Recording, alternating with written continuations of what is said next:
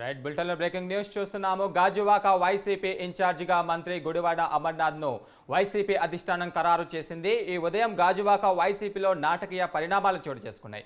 Gajuwaka YCP incharge పదవికి నాగిరెడ్డి కుమారుడు దేవన్ రెడ్డి రాజీనామా చేశారు. అయితే ఈ నేపథ్యంలోనే దేవన్ రెడ్డి రాజీనామా చేసిన కాసేపటికే అమర్నాథ్ పేరును ఖరారు చేసింది వైసీపీ అధిష్టానం.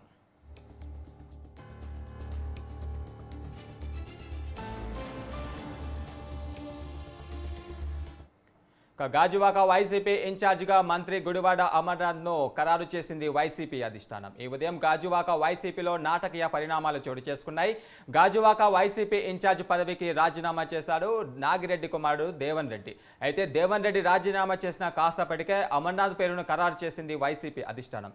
ఇదే అంశంపై మరిన్ని వివరాలు మా ప్రతినిధి క్రాంతి కుమార్ అందిస్తారు. క్రాంతి కుమార్, చెప్పండి, అక్కడ రాజకీయ పరిణామాలు ఎలా చోటు చేసుకోబోతున్నాయి?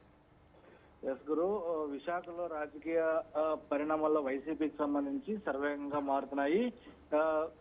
మంగళగిరి, ఈ విజయవాడ మంగళగిరి సమీపంలో ఉన్న మంగళగిరి నియోజకవర్గానికి సమీపించి ఆళ్ళ రామకృష్ణారెడ్డి రాజీనామా చేసిన కొద్దిసేపటికే ఇక్కడ 2019లో పవన్ కళ్యాణ్ పైన గెలిచిన తిప్పల నాగిరెడ్డి కుమారుడు గాజువాక నియోజకవర్గం ప్రస్తుతానికి ఇన్ఛార్జ్గా ఉన్నాడు. అతను కూడా వైసీపీ పార్టీకి రాజీనామా సమర్పించారు. అయితే పార్టీ అధిష్టానానికి సంబంధించి అంతే వేగంగా కూడా నిర్ణయం తీసుకోవడం జరిగింది. గాజువాక నియోజకవర్గానికి సంబంధించి ప్రస్తుతం మంత్రిగా ఉండి అనకాపల్లి నియోజకవర్గం నుంచి గెలిచిన మంత్రి అమర్నాథ్ కి అనకాపల్లి నియోజకవర్గ బాధ్యతలు అప్పచెప్పడం జరిగింది. ఏదైనప్పటికీ కూడా పార్టీకి సంబంధించి 2019లో అటు ఒక జనసేన పార్టీ అధ్యక్షుడు పవన్ కళ్యాణ్ పైన తన తండ్రి గెలుపులో దేవన్ రెడ్డి అనే కీలక పాత్ర అనేది కూడా చెప్పుకోవచ్చు. అయితే దానికి సంబంధించి ప్రస్తుతం దేవన్ రెడ్డి అందుబాటులో అయితే లేరు. కొంత పార్టీ అధిష్టానం పైన అసంతృప్తితోనే, అదేవిధంగా సీటు తనకి కేటాయింపులో జాప్యం ఉంది, అధిష్టానం నుంచి ఇంకా ఎటువంటి నిర్ణయం రాలేదు. దానికి సంబంధించి కూడా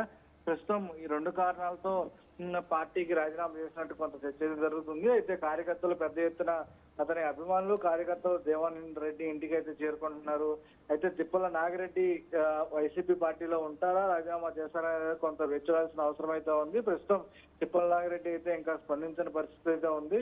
దీంతో ప్రస్తుతం గాజువాక నియోజకవర్గానికి సంబంధించి మంత్రి అమర్ కి బాధ్యతలు అప్పచెప్పడంతో రేపటి నుంచి అమర్ గాజువాక నియోజకవర్గానికి సంబంధించి అంటే కొంత ఊహాకారాలు కూడా అనిపిస్తున్నాయి. ఎప్పటి నుంచో అనకాపల్లి నుంచి అమర్ నియోజకవర్గం మారుతారు, మంత్రి అమర్నాథ్ నియోజకవర్గం మారుతారు. ఆ నేపథ్యంలోనే గాజువాకలో మంత్రి అమర్నాథ్ కి నియోజకవర్గం కేటాయించారు కాబట్టి ఇక్కడ దేవన్ రెడ్డి తను పార్టీ నుంచి బయటికి రాజీనామా చేసి బయటికి వెళ్ళిపోయారనే దాని పేరు కూడా పెద్ద చర్చ కనిపిస్తుంది. అయితే అమర్ మొదటి నుంచి కూడా తన నియోజకవర్గం మార్పు పైన తన సన్నిహితులతో కొంత చెప్తా వచ్చడం జరిగింది.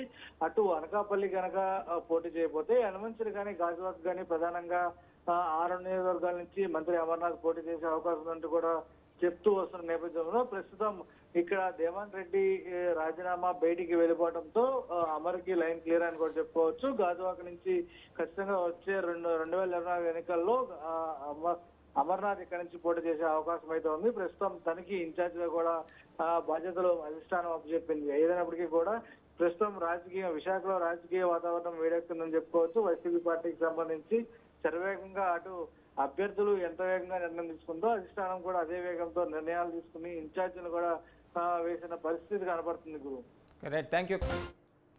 గాజువాక వైసీపీ ఇన్ఛార్జిగా మంత్రి గుడివాడ అమర్నాథ్ను పేరు ఖరారు చేసింది వైసీపీ అధిష్టానం. ఈ ఉదయం గాజువాక వైసీపీలో నాటకీయ పరిణామాలు చోటు చేసుకున్నాయి.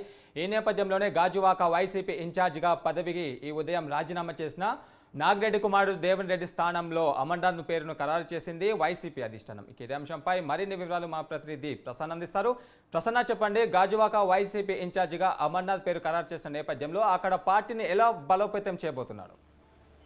అంటే ఓవరాల్ గా ఈ రోజు చూస్తే కనుక కీలక పరిణామాలు జరుగుతున్నాయి గురు. మనకి ఆర్కే మంగళగిరి కాన్స్టిట్యున్సీ కావచ్చు, లేకపోతే గాజువాక కావచ్చు, నిన్న బాలినేని వ్యాఖ్యలు కావచ్చు, ఇవన్నీ చూసిన తర్వాత వైసీపీలో కొన్ని మార్పులు అంటే మొదటి నుంచి కూడా ముఖ్యమంత్రి జగన్మోహన్ రెడ్డి వైసీపీ అధ్యక్షులు చెప్తున్నట్టుగా ఎవరైతే గెలిచే అవకాశం ఉందో అన్ని రిపోర్ట్స్ ప్రకారం, సర్వేల ప్రకారం వాళ్ళకే అవకాశం ఇస్తామని చెప్తున్నారో అందులో భాగంగానే ఈ మార్పులు చేరుతామని చెప్పుకోవచ్చు. రాబోయే రోజుల్లో ఇంకా ఎక్కువ ఉంటాయి. ఇప్పుడు ప్రత్యేకంగా మీరు అడిగినట్టు గాజువాకల్లో యాక్చువల్ గా అయితే తిప్పాల నాగిరెడ్డి ఎమ్మెల్యేగా ఉన్నారు. ఇప్పుడు గుడివాడ అమర్నాథ్ ఇన్ఛార్జ్ గా పెట్టారు.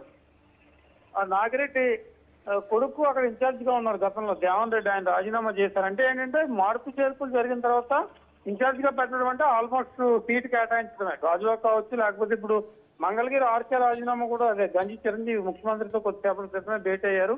ఆయన కూడా అక్కడ ఇన్ఛార్జ్ బాధ్యతలు లేకపోతే కోఆర్డినేటర్ బాధ్యతలు అప్పచెప్పచ్చు. ఎవరికైతే ఇన్ఛార్జ్ గా కోఆర్డినేటర్ గా బాధ్యతలు అప్పగిస్తున్నారో వాళ్ళకే దాదాపు టికెట్ ఖరారు చేసే అవకాశం ఉంది. ఎందుకంటే ఎన్నికలకి ఇంకా 2-3 నెలలు మాత్రమే టైం ఉంది. ఈ పరిణామాలు, ఈ మార్పులు కానీ చేయకపోతే మళ్ళీ వాళ్ళు ప్రచారం చేసుకోవడానికి కూడా ఇబ్బంది అవుతుంది. కాబట్టి చిన్నగా మార్పు చేర్పులు మొదలు పెట్టారు. స్వతహాగా అప్పటి వరకు ఉన్న వాళ్ళు పదవి పోయినప్పుడు అసంతృప్తి, అసహనం వ్యక్తం చేయడం జరుగుతుంటుంది. కానీ ఒక సర్వేల ప్రకారం, లాంగ్ స్టాండింగ్ లో తీసుకుంటున్న నిర్ణయాల ప్రకారం, ఆ గడప గడపకి వైసీపీ నేతలు తిరుగుతున్నప్పుడు వచ్చే ఫీడ్బ్యాక్ ప్రకారం ఈ మార్పులు చేర్పులు తప్పనిసరిగా జగన్మోహన్ రెడ్డి కానీ పార్టీ సీనియర్ నాయకులు కానీ భావిస్తున్నారు. అందులో భాగంగానే ప్రస్తుతం ఈ మార్పులు చేర్పులు జరుగుతున్నాయి. రాబోయే వారం రోజుల్లో ఇంకా ఎక్కువ అయ్యే అవకాశాలు కనిపిస్తున్నాయి. మరి ఎందుకంటే ఎంపీల సీట్లు మార్చాలి, ఒక 25 మంది ఎమ్మెల్యేల సీట్లు మార్చాలి, దగ్గర ఒక 34 మంది మార్పులు చేర్పులకు అవకాశం ఉంటుంది. కాబట్టి తప్పనిసరిగా అసంతృప్తి, అసమ్మతి ఎక్కువ అవుతూ ఉంటుంది. మరి వీటిని ఓవర్కమ్ చేసుకుంటూ, ఎందుకంటే తెలంగాణలో చూసాం కేసీఆర్ అసలు సీట్లు మార్చలేదు, మారిస్తే వేరే విధంగా ఉండేదని. అదే పరిస్థితి ఆంధ్రప్రదేశ్ లో ఎమ్మెల్యేల మీద ఉన్న వ్యతిరేకత ద్వారా వ్యక్తమవుతుంది. కాబట్టి జగన్ అదే యాంగిల్లో నిర్ణయాలు తీసుకుంటున్న పరిస్థితి అయితే ప్రస్తుతం మనకి కనిపిస్తోంది. అయితే ప్రసన్న, రానున్న రోజుల్లో గాజువాకలో జనసేన మద్దతుదారులు కూడా ఎక్కువ ఉన్నారు కదా. ఈ నేపథ్యంలోనే రానున్న రోజుల్లో రాజకీయాల పరంగా హేట్ వార్ కొనసాగే అవకాశాలు కనిపిస్తున్నాయా?